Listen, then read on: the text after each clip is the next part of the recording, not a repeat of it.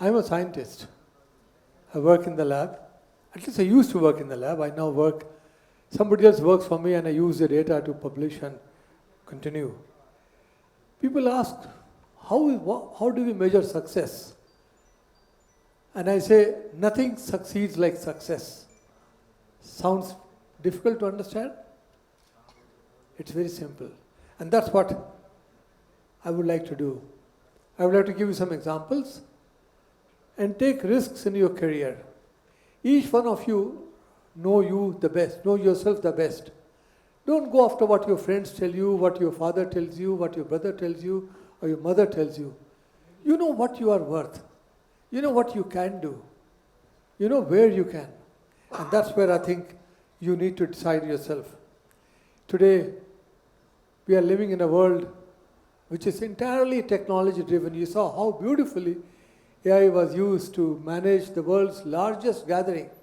Imagine, such a large gathering was managed, and that was a lot has to do also with the AI.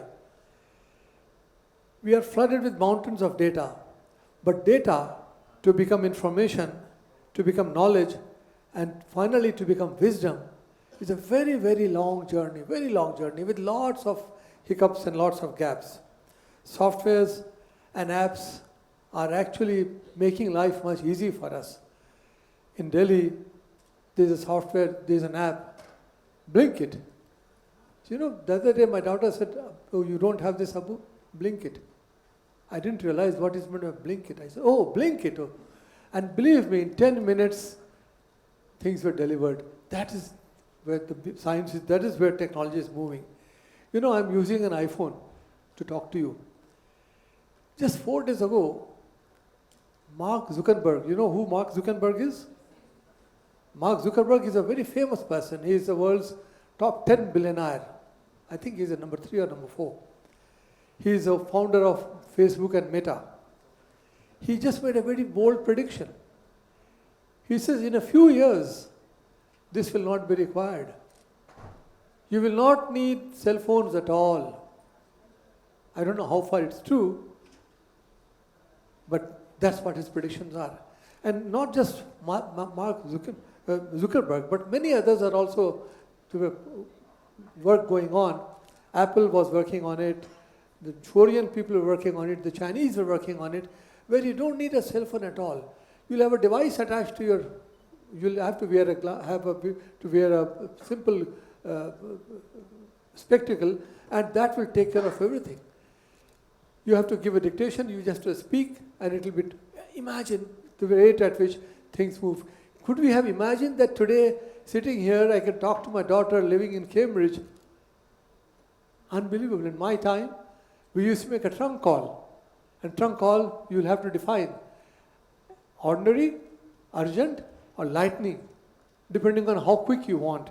And today, I can make a call to anywhere, any place in the world. How is the human health and society impacted? You know, many of us have our own choices. Some of us are strictly vegetarian. Don't worry. If you miss or if you want to try non-vegetarian food, today you can try non-vegetarian food without the sacrifice of any animal. The meat is grown not from meat, but from the basic ingredients in the lab.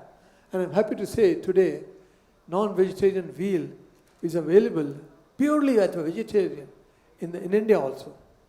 You know, you have a cat, you have a dog, you have some pet. I had a pet. We had a German Shepherd. It stayed with us for 13 years. After 13 years, the life of the dog gets over. And we had to put it to sleep. And that was a very, very horrible time in our life. We thought somebody from a family has left us. And that is where we felt, I wish I had not kept a pet. But today, you can keep your same pet for all many years that you live. You are living to 80 years, 90 years, same pet will be for 90 years. How? Cloning. That is where science is moving. That's where things are really moving beyond. You know, we are looking at living in a society where we believe mother is a mother is a fact, right? We all have seen she giving birth to me. Father is a belief. My mother tells me that he is your father, I have to believe him. This is a fact. The society is based on this fact. When I was heading the Center for DNA Fingerprinting and Diagnostics, a case came to us saying that this mother is claiming this child is hers, and there's another mother claiming that no, this child is hers. We resolved it. Fortunately, the mother was faking, other mother was faking, and the child belonged to only one mother. But today, it is possible to have a child born with contributions of two mothers, and without having a father actually contributing anything other than giving his semen. So the things have changed. Things are really changing in an unbelievable manner. Unbelievable manner. You don't need procreation. You don't need sex for procreation. Sex is only for fun. You don't need for anything else. That is where things are really changing. Today, we can get our DNA sequenced in less than $100. And what do you get after sequencing? The other day, a prime minister of a foreign country came, and he said, my DNA tells me I'm Indian in origin.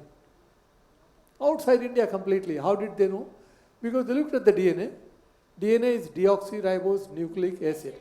Correct? So they looked at that said, but today you can do not only where you are coming from, what is your origin, but you can also find out what disease you are likely to suffer or what disease you are already in. So we are moving away from preventive medicine. Today you go to a doctor, they'll say, ye test karalo, wo test karalo, wo test karalo. If that is not there, then try this, then get this one tested. If that is negative, get this one tested. So disease by elimination is moving away to disease by affirmation. You are actually saying that yes, this is what you have. No need to do any tests. We are going to that stage, arrive to that stage very soon. You know, the technique known as gene editing, you can edit a gene. And with gene editing, you can correct our genetic defects. Defects in our body that we inherited, that we got from our parents. And that defect can be corrected before it manifests. Today, a very famous therapy is known as CAR T-cell therapy. 19 years ago, a girl was treated with CAR T-cell therapy, a cancer, and today still she is surviving. Just last week, a paper appeared in Lancet where patients in India were given the CAR T-cell therapy, all genetic therapy. So things are really moving. In fact, predictive medicine has become so popular and so powerful. A famous Bollywood actress, Hollywood actress, got her breast removed because they said you are likely to get breast cancer. So she got the entire genes removed. So that's where things are really moving, and that's where I think we are moving ahead. Friends, we are living in a world, as I said, where things are moving quite fast. CAR T-cell therapy. We all think that whatever we are is because of the DNA that we got from a father and mother. Correct? All of you agree? Not correct completely. Besides father and mother, we have bacteria that live in our body. And these bacteria can modulate, can manipulate the DNA that you got from your father and mother. And these bacteria are known as microbiota that live in our body. You know, I worked for a very long time in Andhra Pradesh. Now it is Telangana. I realized that people after lunch or after any meal have curd rice. And I used to wonder, why do they eat curd rice? Any idea why do they eat curd rice? Correct. And what rice because carbohydrate, curd because lactobacillus. They eat curd rice because they want to give in bacteria into our body. And today, depending on where you are living, your expression, your genetics, your behavior, everything can change by virtue of the food that you eat. And that is why microbiome is becoming very important. There's a technology available whereby looking at your stool sample, the AI can predict what bacteria are in your body that's likely to cause disease, and what bacteria in your body are helping you avoid a disease. I will not be surprised if 5 years from now, or maybe less, doctors will give you a small vial of culture of bacteria. Drink this, no medicine is required. That's happening. things are moving in that direction. You know, given the way the world is moving, what makes a person highly successful? That's a question many of you would be wondering. There was a wonderful survey carried out. They looked at Pablo Picasso, they looked at Einstein, they looked at all top peoples in different areas. Nothing to do with in country or geography or citizenship. Find out why they became so successful. And they asked, is it a family background? Some of them didn't even have a family. They were raised by their mother alone.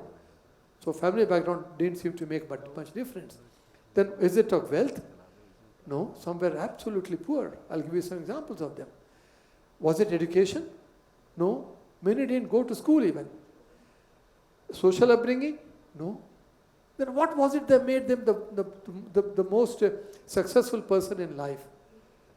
Any guess? No.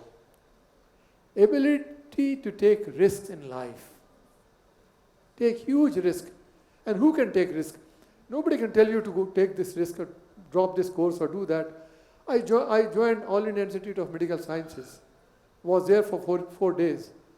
So much of ragging at that time. I left and went back. You know, you have to have the ability to take, you alone can take the risk because you know what you can do. My father trusted me. He says, fine. What do you want to do? I said, I'll do BSc Honours. Okay, do that. But how many of us can do that? And those who can do that, as I gave the examples of people who are successful, are those who have been able to take risks. Let me give you some examples, real examples again in today's world. Bill Gates, you've heard the name, right? Bill Gates enrolled at Harvard, took a course, did some wonderful work in mathematics. His professor was very impressed. He says, this is a wonderful work you have done. You have solved a great problem. We will publish in a top journal. He said, I'm not interested. He decided to make softwares. And he developed some softwares. And then he co-founded Microsoft. And then many other successful tech companies and partnerships. In fact, he was the world's youngest self-made billionaire. Youngest self-made billionaire with a net worth of 1.25 billion. And today we all know what Bill Gates is. Steve Jobs, the person who discovered Apple. Steve Jobs co-founded the Apple computers. Attended Reed College but dropped out after 6 months. He managed by sleeping on the floors, picking up used Coke bottles and depositing it and getting some pennies out of it. And he used to eat free meals at Hare Krishna temples. This is what Steve Jobs started his life. And then decided to do something very different. Took a huge risk. Imagine a person who was not trained, nothing at all, decided to make a computer with another colleague and made Apple. Soon later on, Apple grew and then they fired Steve Jobs. 12 years later, he came back to Apple and then it became what we know today. Today, Apple is Apple. There is no other computer as good as Apple. Another person whom I have met personally, a good friend of mine, Harold Varmus. He obtained his BA in English, Bachelor of Arts in English Literature in the US. And then he did his MA in English Literature, again from US, New York. Then thought, अच्छा नहीं लग रहा English में क्या करेंगे पढ़ करके? Let me do medicine. Good part in the US is you can do medicine even after you have not done science at all. That's happening also in India now with the new education policy. So what happened was he was asked to, something I have to learn from Mac. So what he did was, he decided to do the medicine, go for medicine. He tried in several schools. He tried the Harvard Medical School 3 times. Didn't get it. Then went to Columbia University College of Physicians and got his MD degree. And after MD, decided to come to India, do a missionary work for 18 months in India. Then went back to the National Institutes of Health in the US. And then from there, went to University of California at San Francisco to work with Mike Bishop. And 2 years later, Mike Bishop and this person, Harold Varmus, got the Nobel Prize.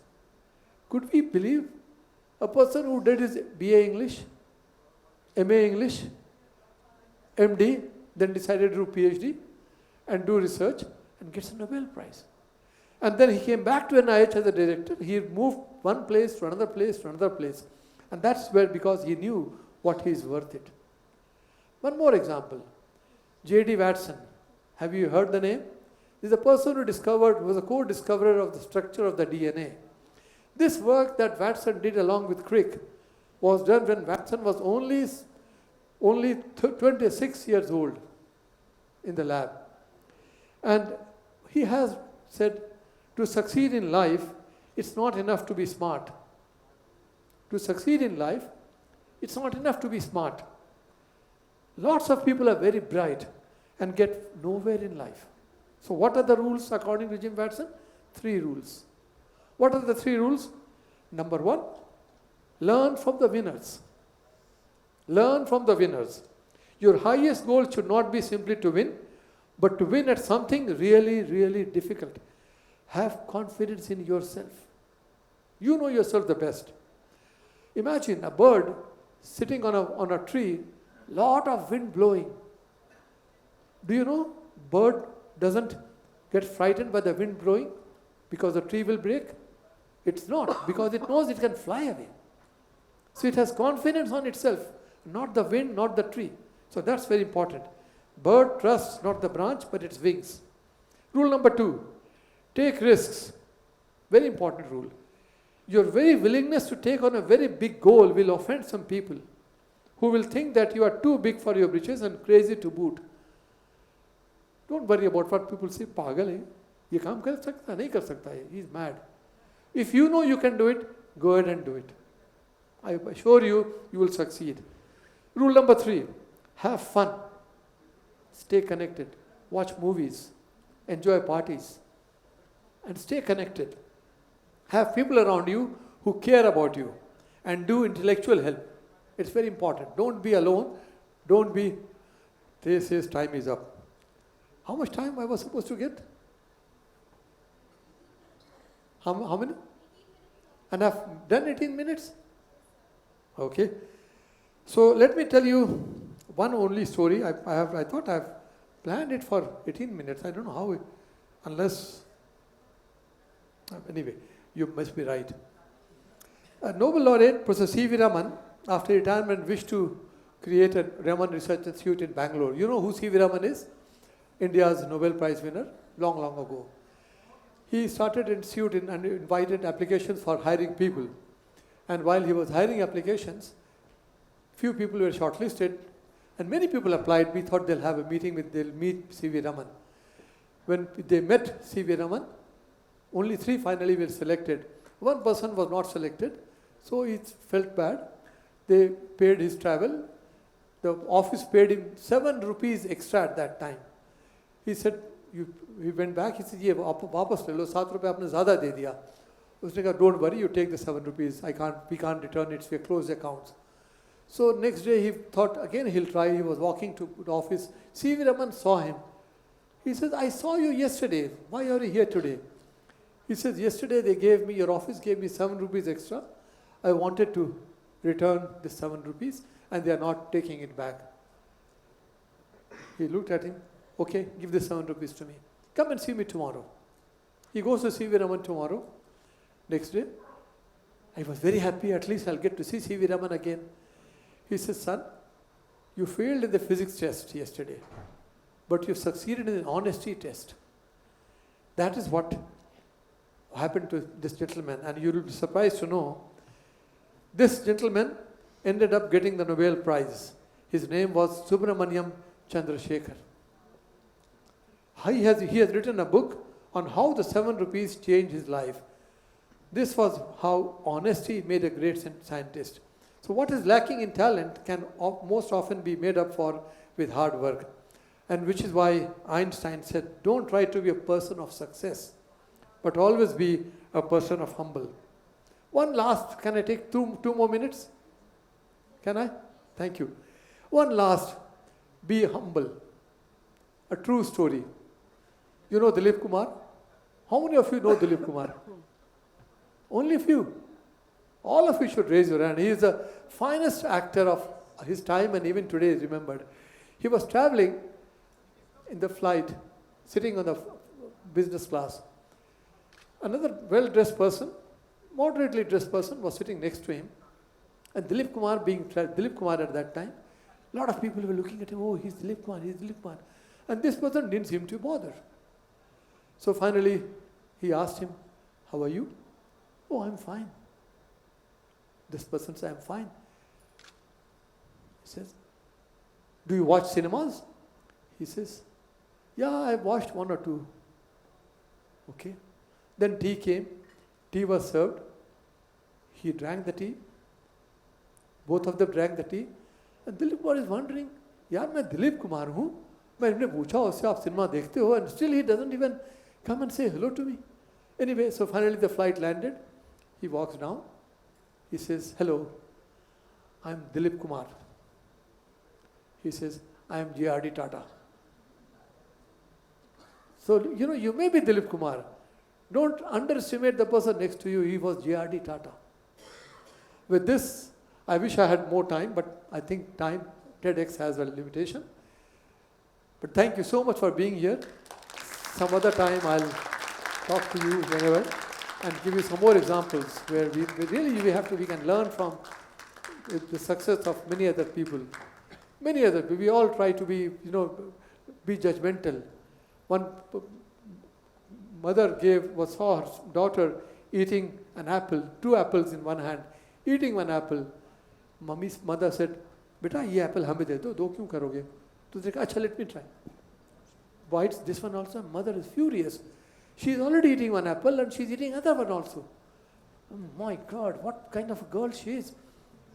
But then she says, "Mama, you take this one. This is sweeter." So don't be judgmental. Mother misjudged her daughter. Thank you so much for being here.